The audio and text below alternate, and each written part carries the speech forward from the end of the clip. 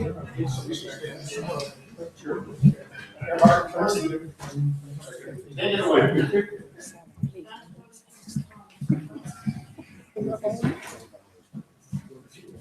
famous last words. I'll try to keep this way under an hour. And one way to achieve this is actually to ask us to help you a little bit with this presentation. Brief introduction to CLARIN, because not everybody will know it.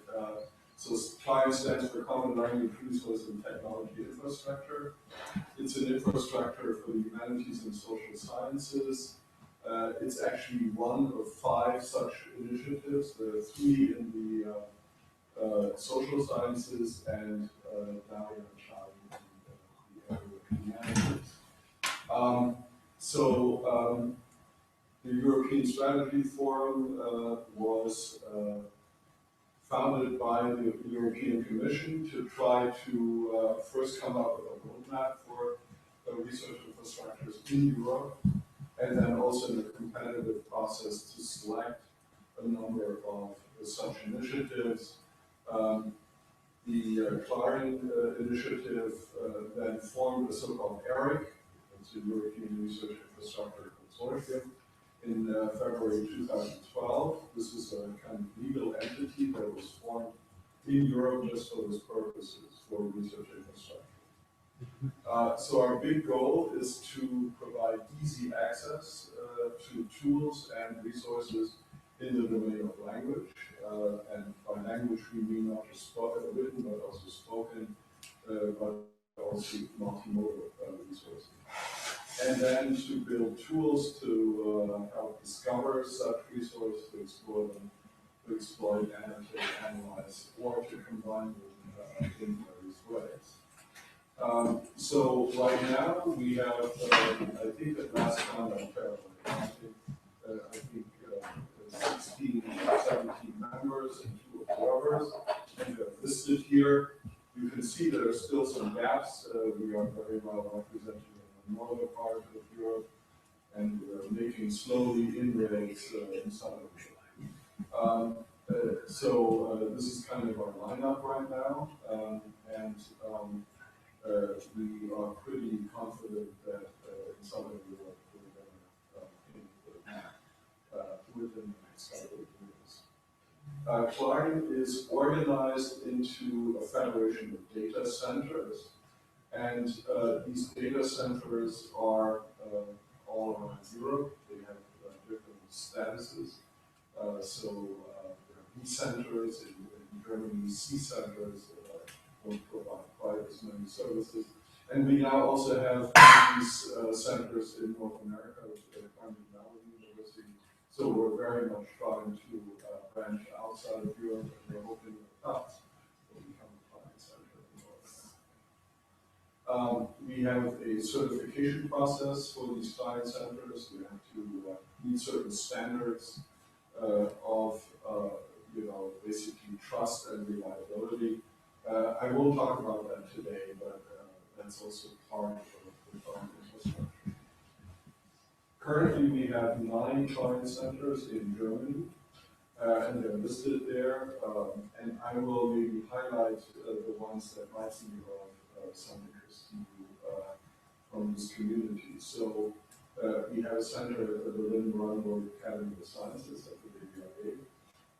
They bring to the table the German text archive and a lot of knowledge about how to build tools for historical data, particularly for German. The Nijmegen Center concentrates on endangered languages. The IDS, of course, is the Institute for Deutsche Sprache, and so they specialize in spoken and written materials for German, mostly synchronic, both for spoken and written language. University of Leipzig, of course, is also a center, and again, is the PI of that. We collaborate with some computing centers. That's very important, of course. The GWG, Stefan was here earlier today, and also with the Computing Center of the Plant Society and the community. Around the centers, we have put a cluster of so-called Facharbeitsgemeinschaften that each have about 10 to 20 members. One of them is also in Alte Geschichte or Altertumswissenschaften that's currently coordinated by Charlotte Schubert here from Leipzig. So what's at the core of Klein? What are the services that we're trying to provide? And we like to, borrowing from an American association, think of them as the AAA services. Okay, so we offer services in order to access resources, in order to analyze them, and then the third one is archiving, which we have broken down a little bit further into preparation of data and depositing. So it's not just archiving, but also preparing data, preparing research data, and coding them, and Thorsten will talk about that a little bit. So I'll start with accessing research data. So here we mean, Forschungsdaten or research-based data for use, but also creating one's own research data and then accessing existing data, taking into account the structure. We have built a tool within Clark called the Virtual Language Observatory. This is the kind of tool that we saw earlier today from Richard Grant's. Ours isn't so much semantic web inspired, but it is a way to search many of the language resources. We have in excess of more than 500,000 of metadata records of language resources in full all around the world. These are metadata that don't originate within Clark in many cases, but they are also metadata that we harvest from other initiatives through the OAI PNH protocol. Again, standards are important as long as you're compatible with PNH, with the metadata standard. You will be able to expose your metadata from us. So this is not a totally random metadata set that we're displaying here. It's the one for the index, and this is this tree bank. And I will actually come back to this tree bank because it's one of the tree banks that we're already hosting in Florida, a tree bank with Latin, of course, that Marco Passarotti asked us to host for him. So this is one case where we have an external resource and are archiving it as one of our AAA services. And the way you can think of Clark is as a way to kind of advertise your own metadata. Right? If you make your metadata compatible with Clark, we will harvest them and we will expose them to the virtual language. And speaking of metadata, this is usually where our collaboration starts for us, and we're very happy that there is now a humanities pilot project between Perseus and Clark that's funded by the RDA, and it really focuses on metadata harvesting and reuse, but also improving the interoperability of the different system identifier systems that Perseus and Clark have at the moment, and which are quite to say. And I think this is also an important exercise because we're working together in the context of the Research Data Alliance, so we are being informed by the RDA working group on exactly this, and truth be told, our two initiatives have been strong early adopters of the RDA. You might even say we've been the driving force, but we're, particularly Greg, modest people, and so we don't hang that too high, right? But this is, I think, a very promising existing collaboration. This will be, I think, like I forget, a 9-month data pilot. I think. Yeah. And really good analysis Yeah. involved, of course, from your side and from trying to speak up from our side. Yeah. So we hope that we can then also tackle the problem of federated identity management, which is a very tricky issue because identity management is something you will have to face, and I'll show you a kind of black example of that in a few minutes. So this is a quick monitor of the existing collaboration in the area of metadata curation and trying to make things interoperable between vendors and now I'm going to come to the second service that we offer. And here I want to give you a live demo so that you can just see over to this, but also a tool in action that we've been working with and that we actually have built as actually a reaction to a tool that was dying the dinosaur death. Okay?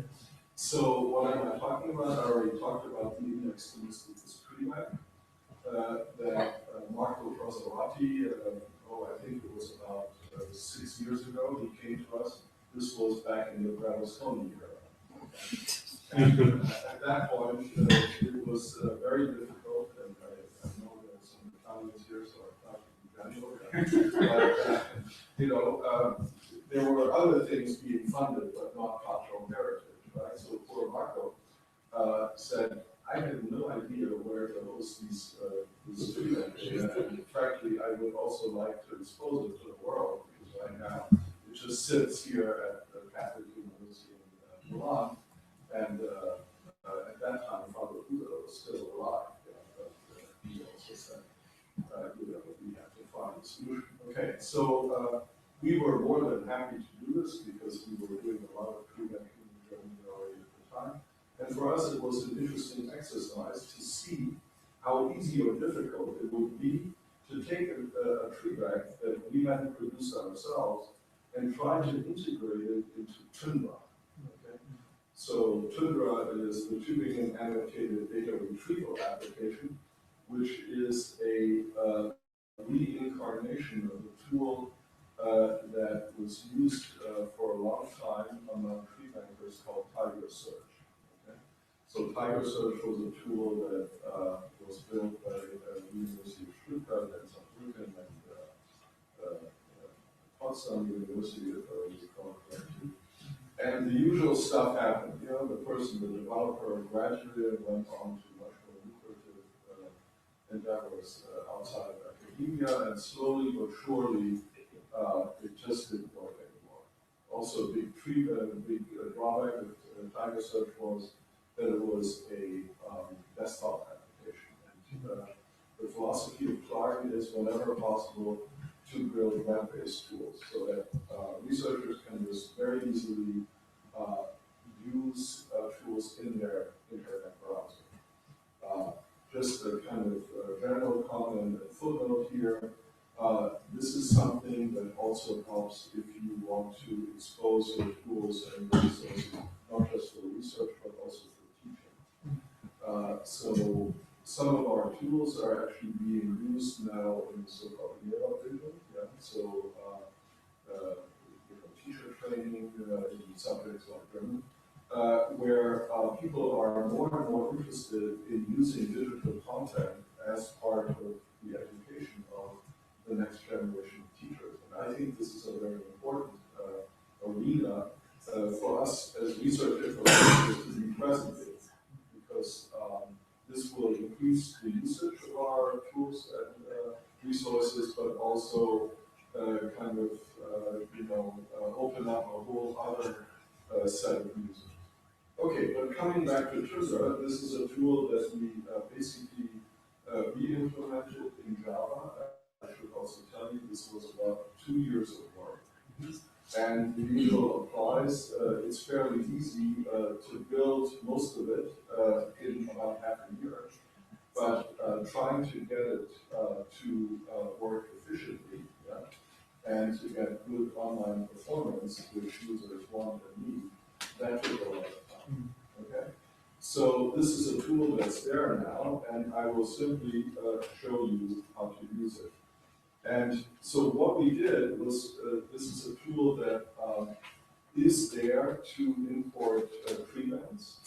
And again, we talked about converters earlier. The closer a particular tree bank is to an existing standard, the easier it is to actually import. So Marco's tree bank was encoded in a variant of the common dependency grammar standard, which is now superseded by the universal dependency initiative, but it is one of the standards for dependency tree banks. And it was also very close to the analytic layer of the product dependency tree bank. By having, and Marco is a smart guy, and by him actually following such existing standards, this then also makes it much easier to integrate it. So it was an exercise. Marco came over for a few days and he brought some nice stuff from Milan. I remember it was just before Christmas, very welcome. And at the end of this week, the tree bank was integrated. We have a formal procedure, a so-called Datenüberlassungsvertrag, so that the university is also happy with hosting such external resources. We recently did an update, which we actually did in a couple of hours. Okay? So this works fairly smoothly. And now I need help with the login, which is in Google, I think. Yeah. Okay, so here it is. This is one of our tools pages in Tübingen. I just want to show you what it means to use Tundra and to search the tree bank. Okay? So I'm going to do this in real time so that you see this is not some sort of black magic here, but you can try it yourself if you are in an institution that's part of the Deutsche Forschungsnetzwerk. Okay, so I'm simply going to click on this now, and then it gives me all kinds of identity providers, and I'm, of course, going to use the one for Tübingen. And if I select, I will simply use my university login that I use for email and whatnot.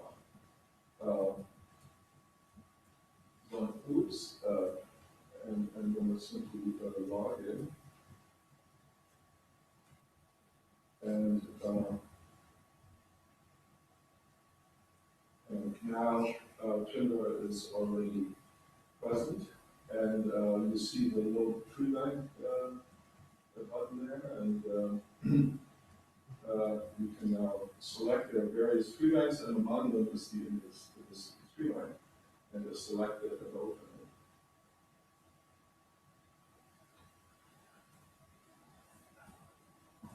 And now you can actually see the first tree in this tree bank, and if you ask me to translate it, I will just defer to Greg. Yeah? I mean, I did study that, and I know what quad is, and sit is some form of need. Quod sit officium sapientis, okay, so this is the first time. Yeah? And you see the different levels here, so below the lexical tokens, you see the annotation from Marco, so we have some morphological information, we have the lemma, and we have the part of speech class that Marco assigned. Now, if you don't like this way of doing it, protest to Marco, okay, I don't know anything about it, right? So if you think that quad should have a different lemma, or quiz, or whatever, then you have to take that out. That's how this business works. We just take whatever you give us. Yeah? What we do for you is we render the dependency structure, and we create a root node for you, and then I don't have to this audience give you too much detail, and then we have the dependency part for attribute and subject and whatnot. Now, and you can simply, oops, I shouldn't have done that. I zoomed it, unzoomed it. I zoom it.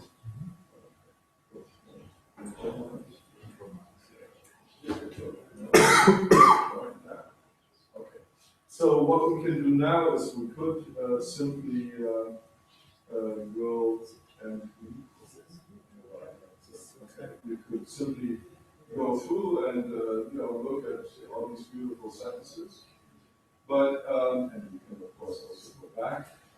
But this is something that many tools already do for you, and many tools do it much better. So your search tool, your reading tool, Greg, that also gives a translation of the Latin, I think would be the tool of choice here. What makes this tool special is that it's a search tool. Okay? So say you're like me and you've simply forgotten what officio means. Yeah? Okay? And more often you might be interested, say in Latin class, you want to show your students all of the sentences that contain the word officio. Okay? So if you want to do that, then you simply use the lemma search for this particular word, and this is a query language that is not that hard to learn. It's the very query language of Tiger Search, and it searches, yeah, and you see up there found line matches, okay, and you can simply then scroll through these matches, and there are some tools that are some sentences are longer than others, but you can of course inspect them using, for example, this little magnifying glass. I won't go into that because I just want to kind of show you the flavor of this, right? And you can then look at the dependencies, etc.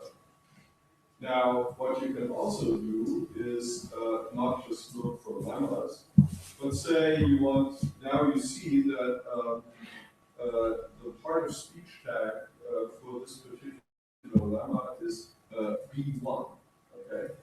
And you might say, well, I wonder what that is.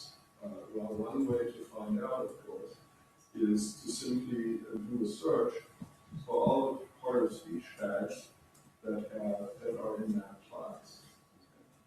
So you look for, oops, hit the run button.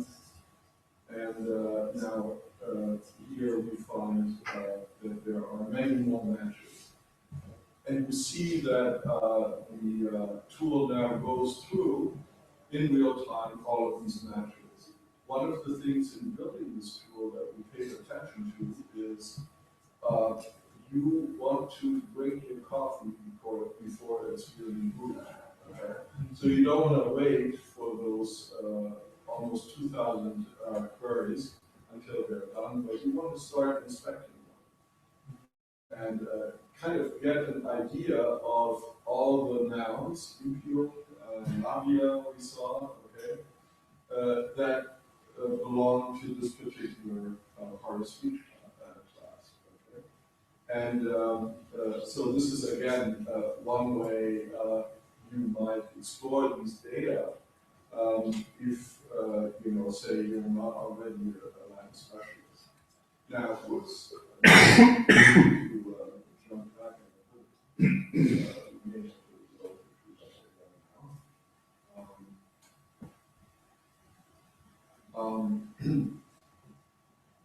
now, the last thing I want to show you is how to search for dependency parts, right? Because so far, I've only shown you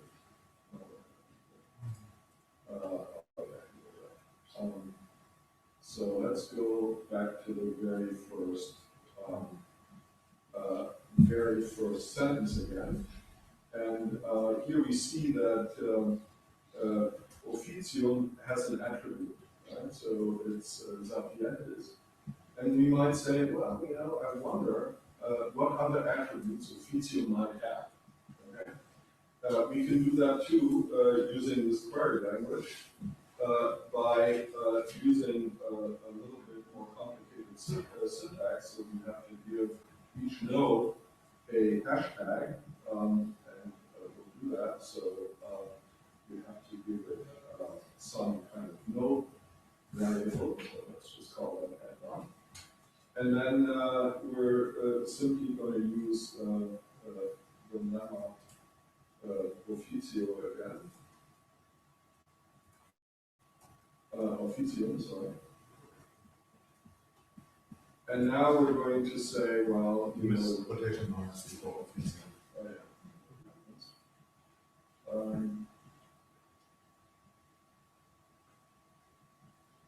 And now we can simply use the syntax that we have in this Tiger search language. And we can say we want the attribute label on that, and then we will have simply a node 2. And we now, of course, want to see, we want to see, what other nodes there might be, and we might even say that we want a node whose part of speech, say, is of type C1.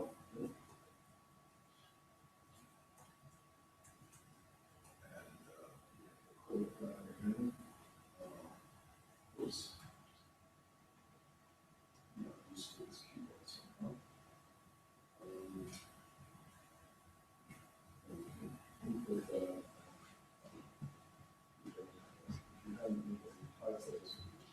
Searching.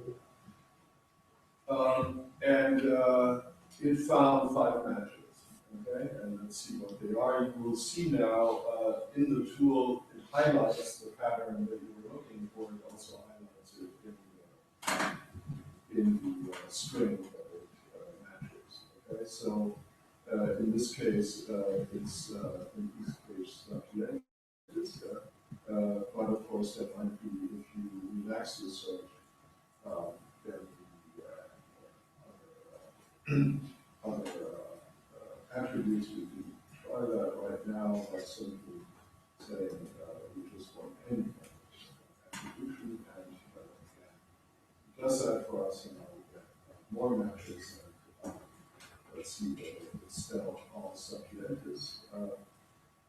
So now you also have detail. Okay. So this is the kinds of searches that you can do here. And as you can see, the performance of the tool is not completely real time, but it is definitely in a class that makes it usable. So this is a little bit of a short demonstration of various things that we try to stress in talk. One is web-based tools. So that we can travel to Leipzig and simply show you in a browser, and I could do the same with all of your machines to use this tool. The second one is that we try to follow existing standards and community practices as much as possible. So the Tiger Search tool was basically a tool that a whole generation of German corpus linguists was brought up on.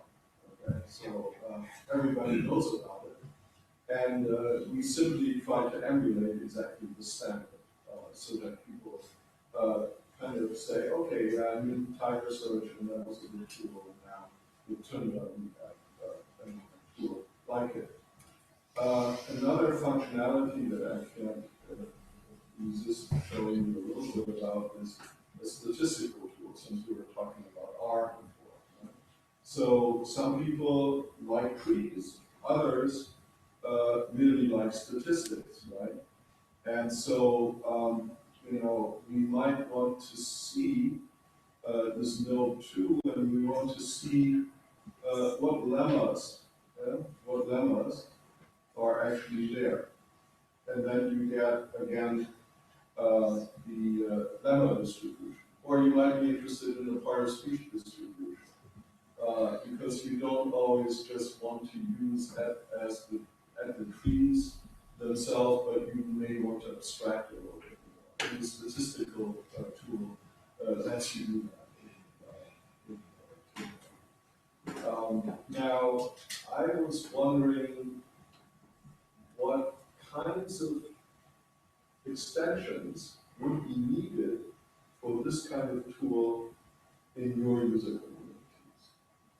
And also, frankly, for Claric users. I think one of them would be translation. Yeah? So right now, our data structure doesn't support translation, simply because there was a need from the users that we have.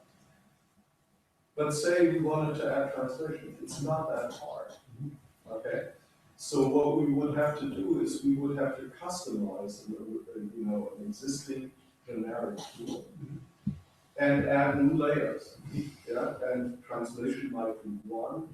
Another one might be a more sophisticated way of linking these data to, say, corpus data more generally, right? Because you might not really be interested in the use of this lemma in this corpus, but you may want to also expose, say, these kinds of collocations in a larger set of data. And again, that can be done because we already have a kind of statistics tool and we should expand that. So this is the kind of thing that I think would be much fun. Now, what you could decide is you build this tool yourself. And our reaction would be our guest and report back in about 2 years.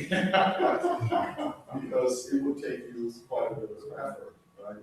And you were asking before, what might Claric do for you? I think it could save you some time. Absolutely. By simply taking what we've already done, another tool like the one I'm showing here is a fabulous tool that's an annotation tool. I won't talk about it today, but I just wanted to give you one particular example that's close to home. Yeah, I get it. Because we have a lot of feedback to it.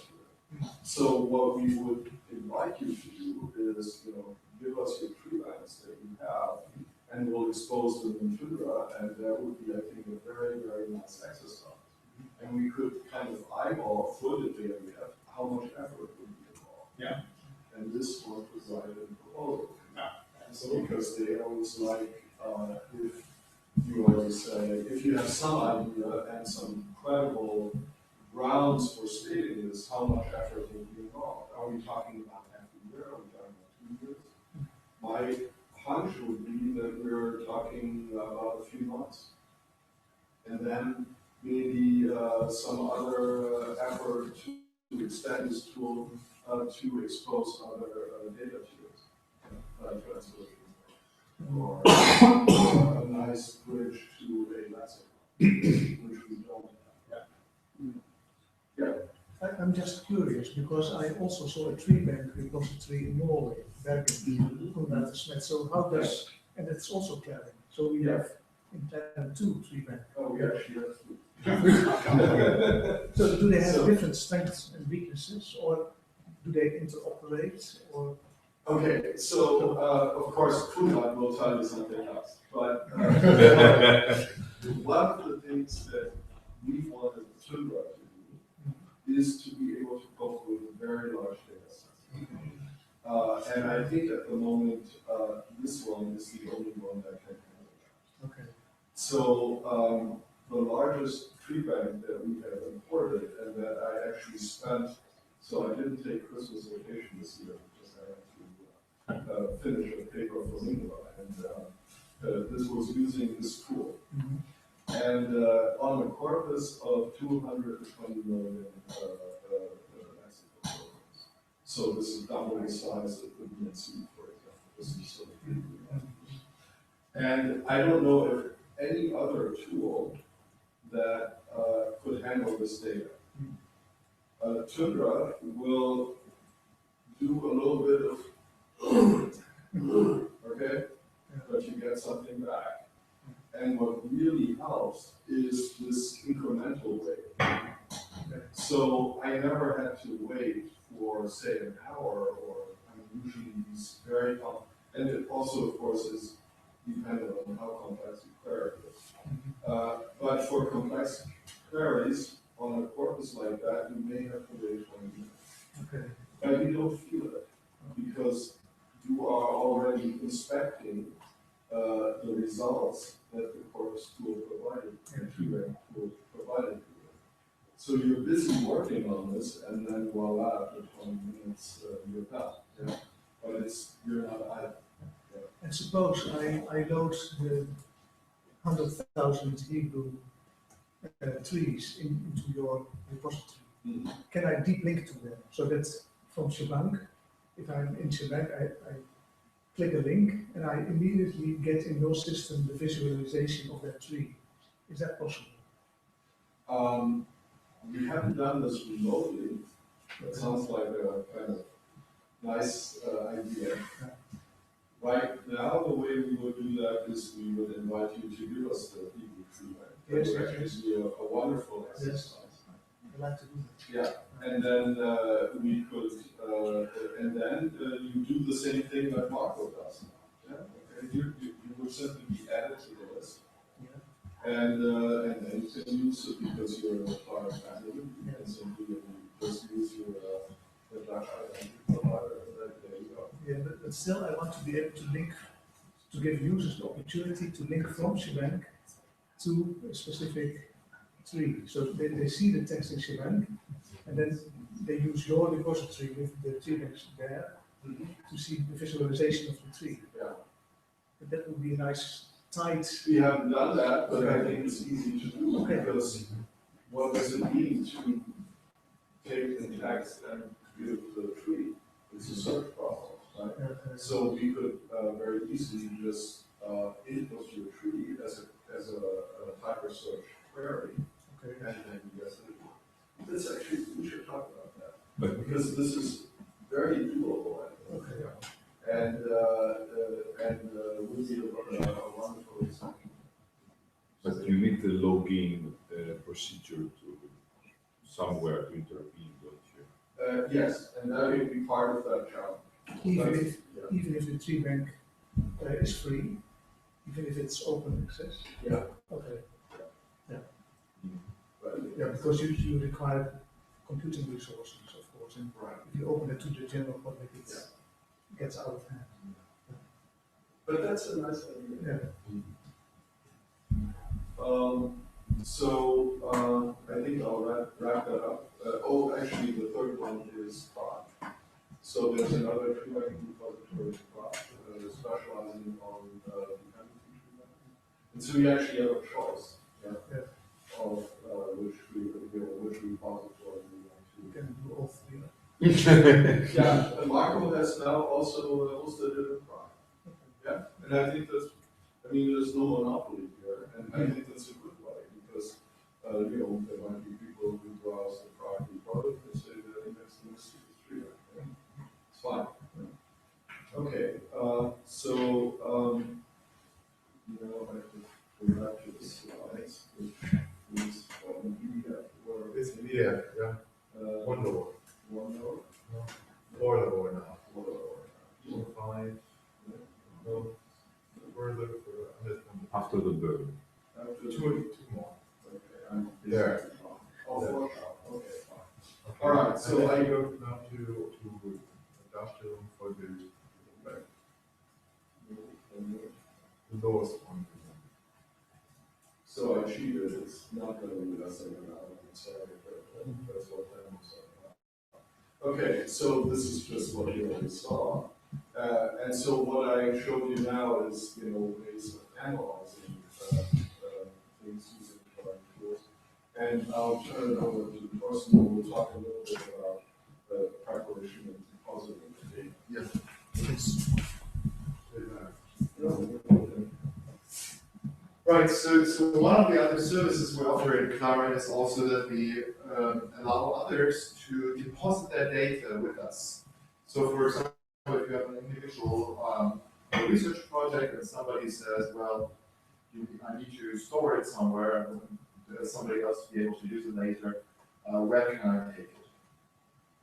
And for this reason, we have the service preparation depositing, where we prepare the stuff and store it at a cloud center.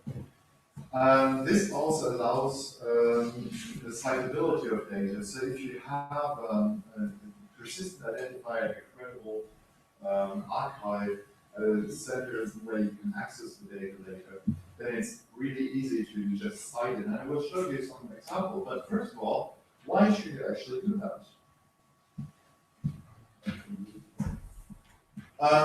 So here, what you see here is the funders requirement, the so-called DFG guidelines. So the DFG is the German Research Foundation.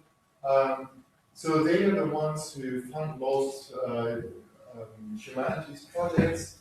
And there's the guidelines for the Geisteswissenschaften, for the and what you see here is that highlighted a couple of things that are extremely important for or some keywords that are important when you want to use that. And for convenience, I did intend you to read the German mumbo jumbo of the Philology, but just let me point out some things here. First of all, the DFG says that you are supposed to use XML formats such as the DTABF. The DTABF is the German text archive, DTA version of the TI. So that's a flavor of TI. And well, the Clarin Center they use that. So if you have questions, we will on this particular format, which we can't answer, or you have you can see the immediate answer by looking at the format. We will point you to the experts there. So we need to use that format. There are two formats listed there. There's another TI format, which I forgot. TI simple it's called. So actually here in the background you can still see it. TI simple or and this is true for the specific type of projects. So here, so this is for scientific editions in the literary studies.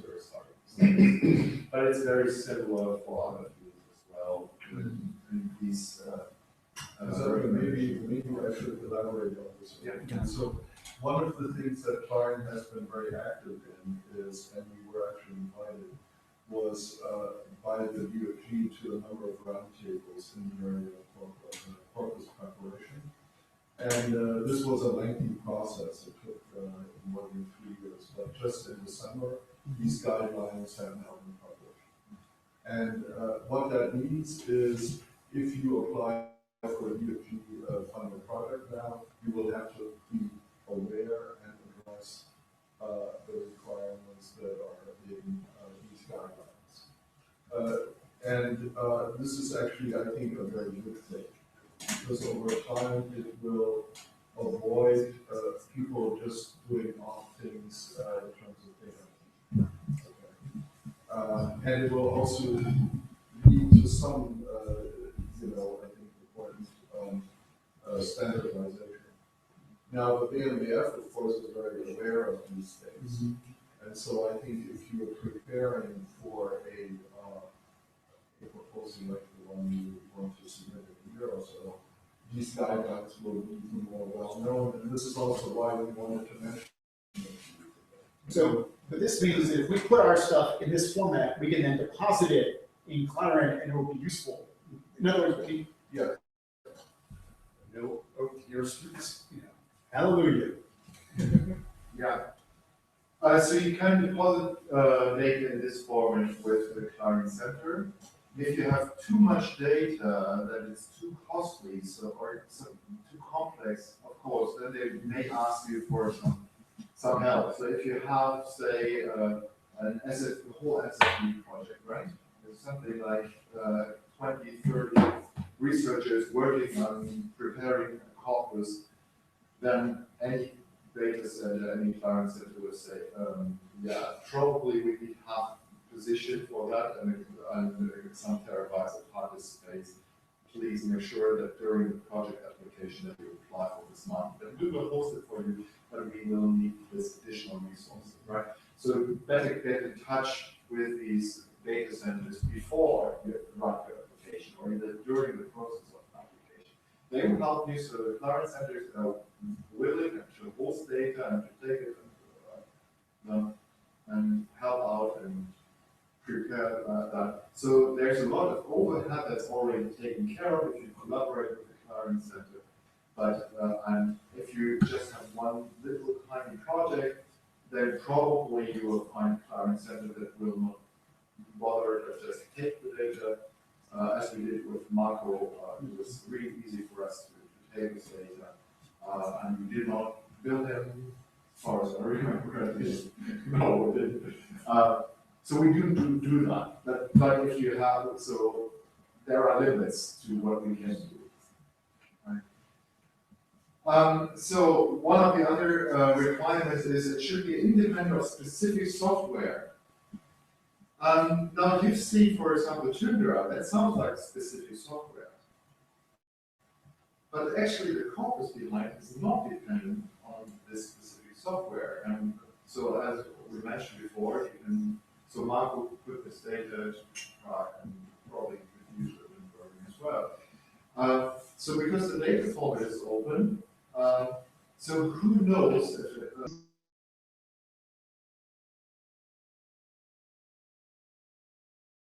still available in a specific well-documented format, then it's not dependent on the specific software. And if you're a programmer and can go without a graphical user interface, yeah, some query will probably solve the same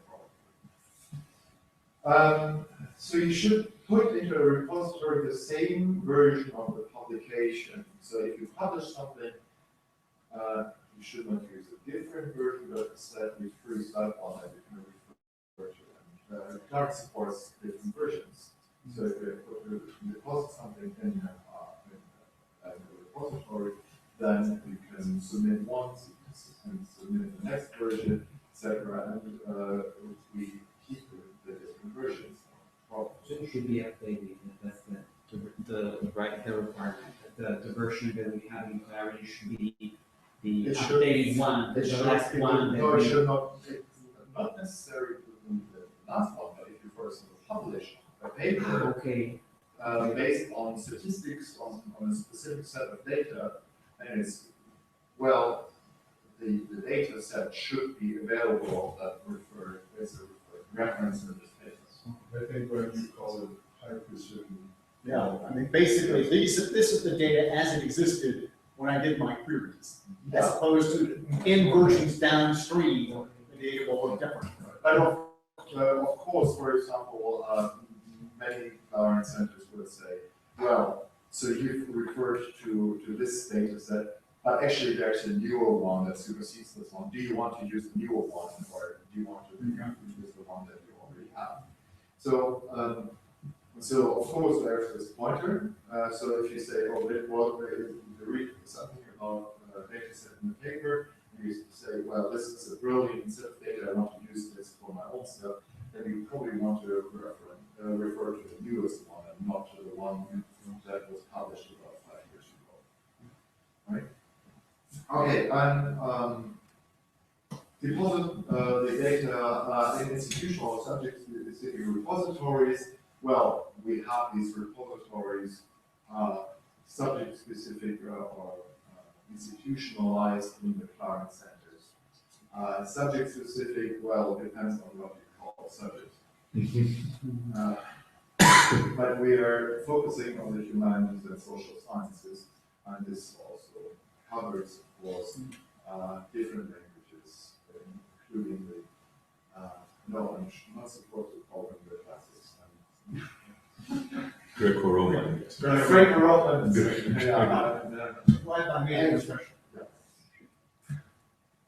You should use persistent identifiers. So persistent identifiers means that you can refer to something, saying like a document, the object identified as a boy, or so we use the handle, the epic system, making sure that you can cite something from the paper consistently. Even if you move around on servers and addresses change, it's still. And there's actually an ISO standard for that, and we support that. Actually, as it supports. We certify our repository that trustworthy. We use the data seal of approval, and there's a center assessment procedure. And it should be free for use in research and teaching, and this is true for the Clarence services. For most material, it's accessible for researchers without any additional differences. Well, there are sometimes privacy concerns, like living persons. So if you do not have this in the regular law, Well, we have student data. Okay, yeah, but so Caesar is that, so Google is built in, and you didn't hear about this before. Right, so the data seal of approval houses there, we have we use persistent identifiers, that's easy. So I will show you, so for example here, that's the way it's cited, there's a footnote in a paper that says all the sentient materials, instructions, etc. are available online, and then they sort of provide a state. And then these are persistent identifiers, so you don't have to worry about something like last visited at or something like that, because this is persistent. So it's just as good as having a book at the library. The library can burn down, but so you do not write something like, I cite this book, and I looked at the library, the last time I looked there, it was still there, and nobody cares. Right.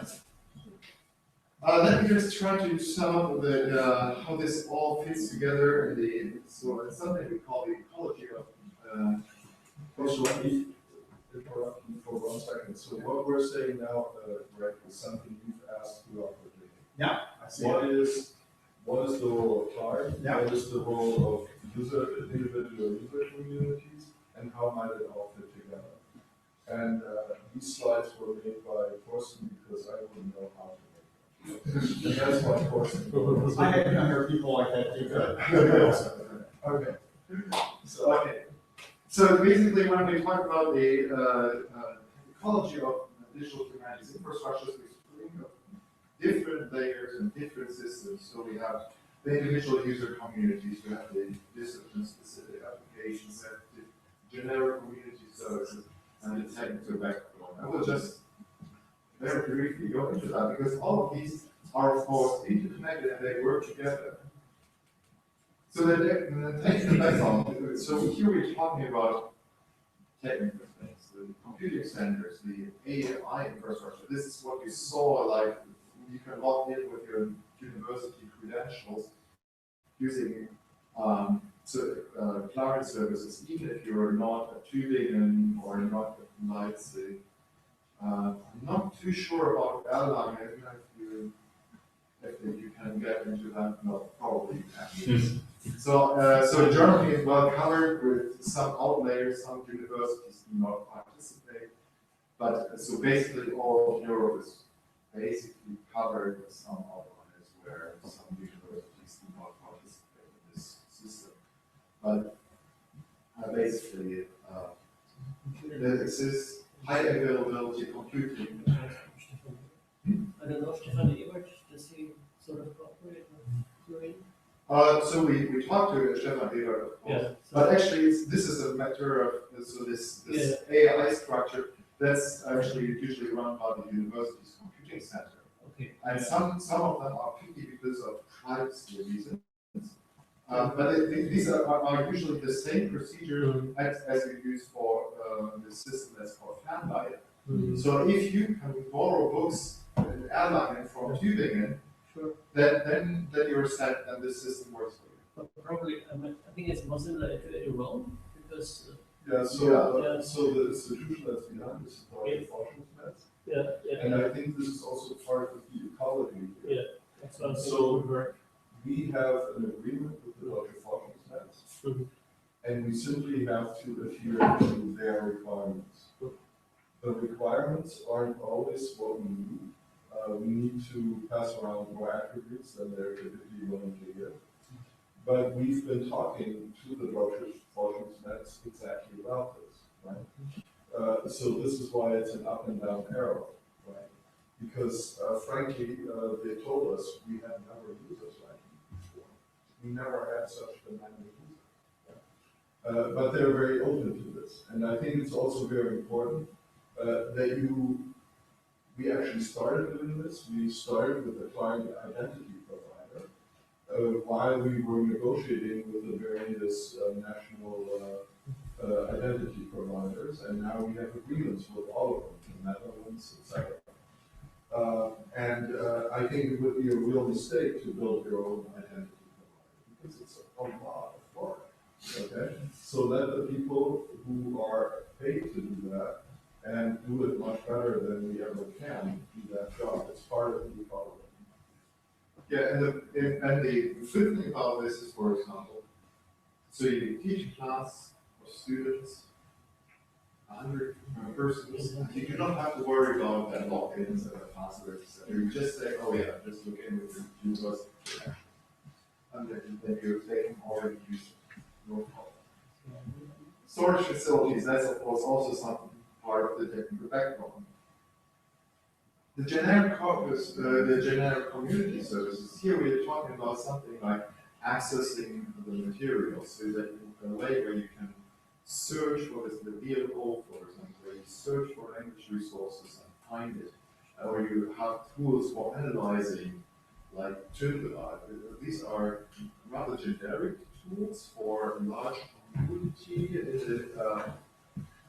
So they're generic enough, but they are also closer to the subject field, to the individual users, or tools that help you to prepare and deposit data.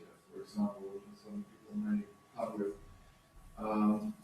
more or less idiosyncratic formats, or one tool will produce data not in the right format, but you may find format converters here, for example. And then you have discipline-specific applications such as tools or resources for specific user groups. For example, when it comes to contemporary languages, spoken language resources, or lexical resources, grammars that are, of course, language specific. It's not very generic. You have taggers and morphological taggers, etc. They are targeted to specific languages and to specific language states. For example, also for in Thailand we have historical languages. But when we talk about historical language here, when I thought of this, I thought, well, we have the idea that they have historic German, but there's no reason for not using a different language here. So, but this means, so these are discipline-specific applications for whatever. So, where do these research infrastructures that talk to each other come into play? So, usually, for example, research data lines, they're discipline, it's a discipline-independent group of people talking to each other, and they are sort of in between the generic community service and technical background. They talk to each other and they exchange ideas and requirements with each other. So Clarin talks to the computing centers there. some other infrastructures, talk to other infrastructure stakes, exchange ideas on these general levels. One thing that came out of that is, for example, the data model. So we have language data and language tools, and they are connected to metadata. And this data model is RDA compliance, the research data science that have so many different disciplines. They all share this data model, and the data model we use in Clark is compliant to this more general ideas. So this also has some advantages that if you have, for example, these papers where you have persistent identifiers, citing data that is basically the same idea across all disciplines.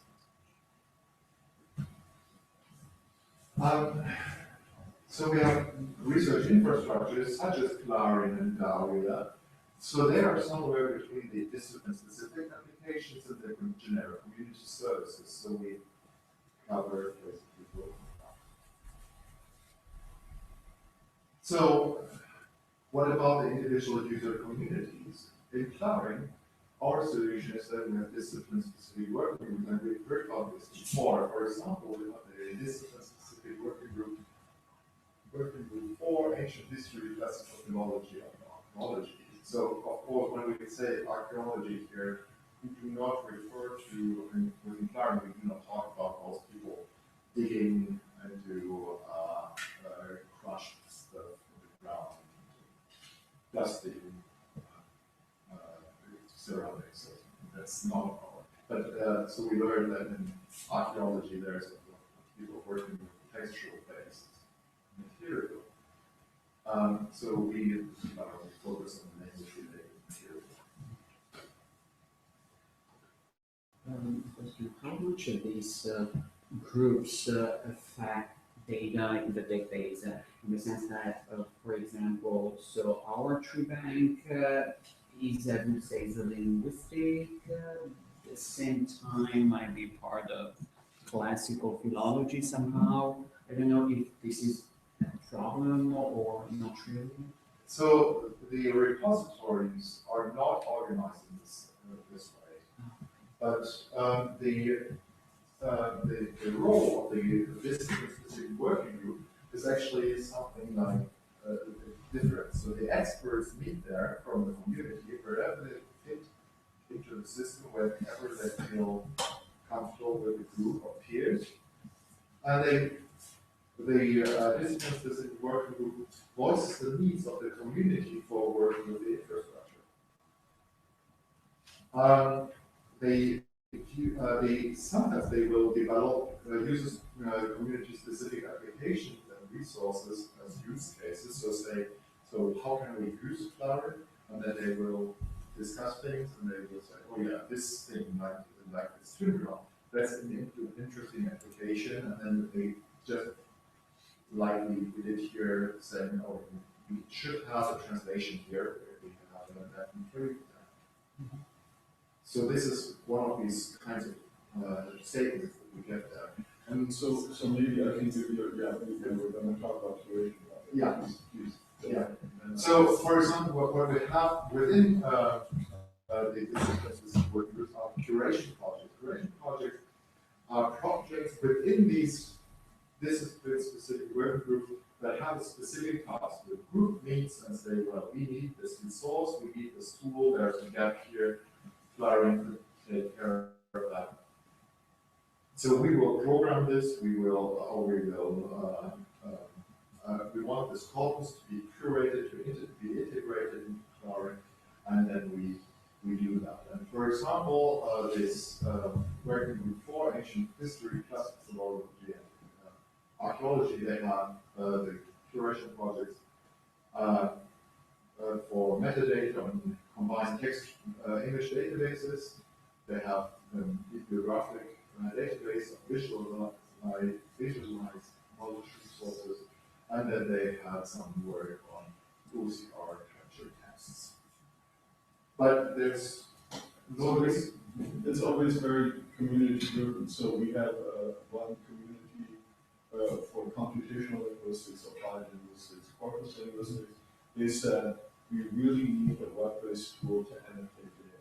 This is important for our community. So one of the curation projects, in my view, one of the more successful ones, or the most successful ones, was now we have a tool called Web Analyst, okay? Yeah.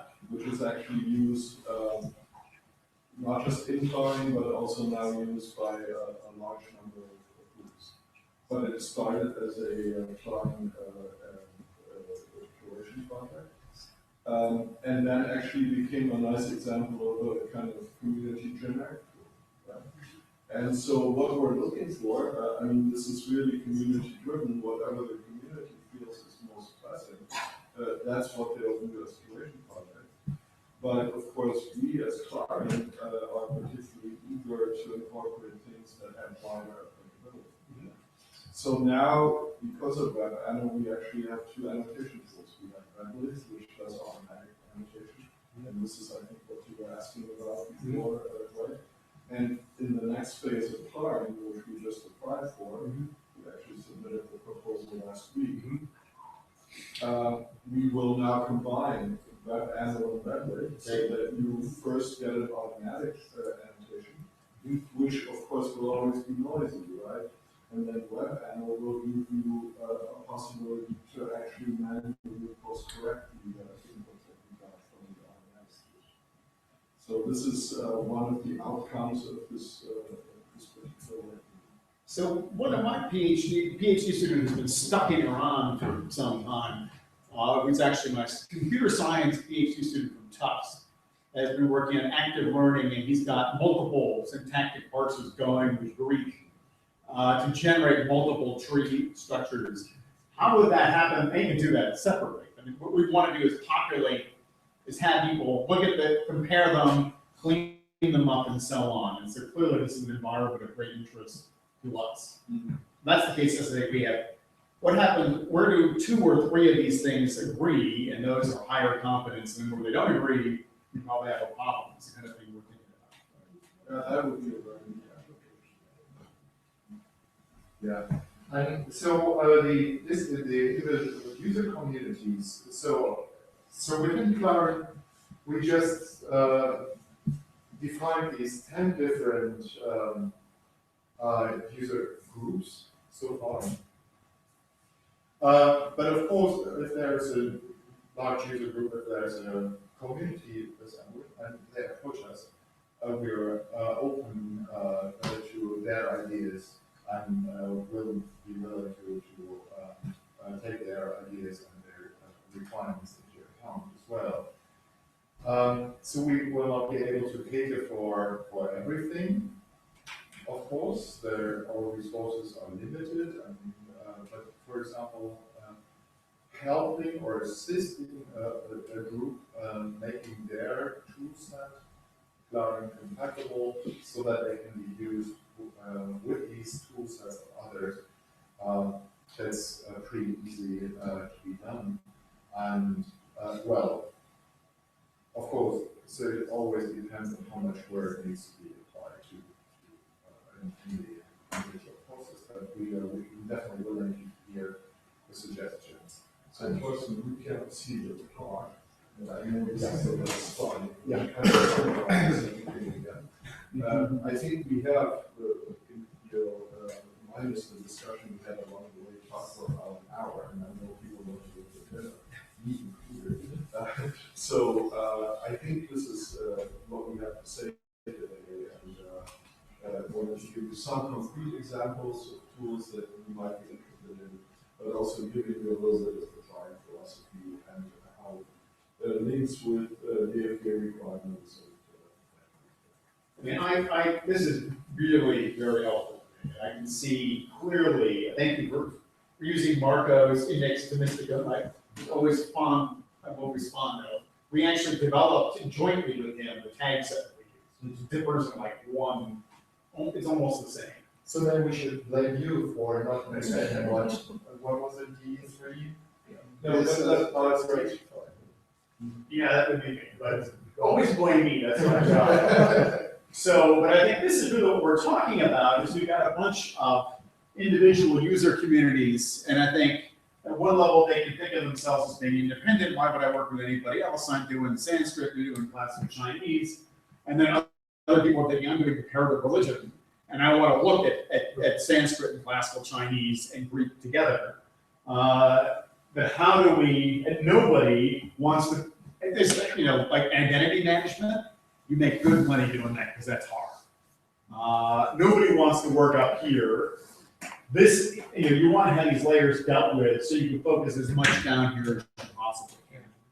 And nobody knows better than, well, few people know better than us how much you don't want to do this stuff. Don't tell this to Oli Schott.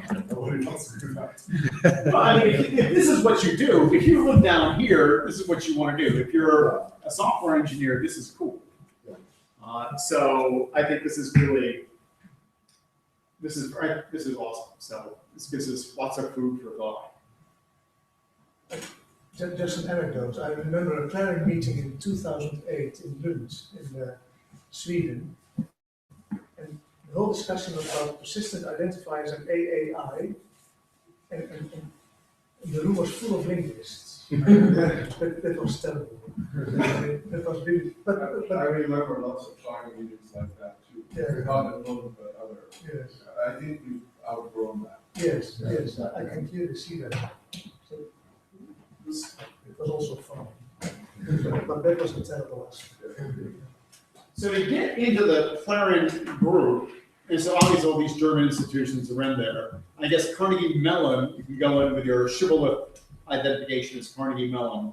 And so one of the advantages at Tufts, if they were to join, is they would be able to go in and log in and get access to all of this. So there's a concrete thing.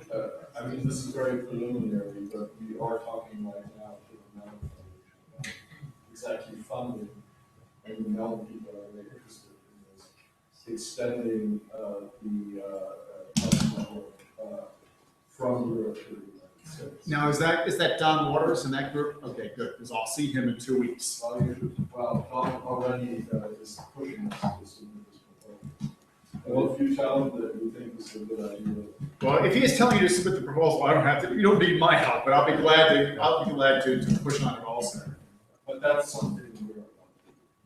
And I'm very glad to hear that. But the fact that he was already pushing that, because I've been nagging him about collaboration and building on what's going on over here. So, excellent. All right.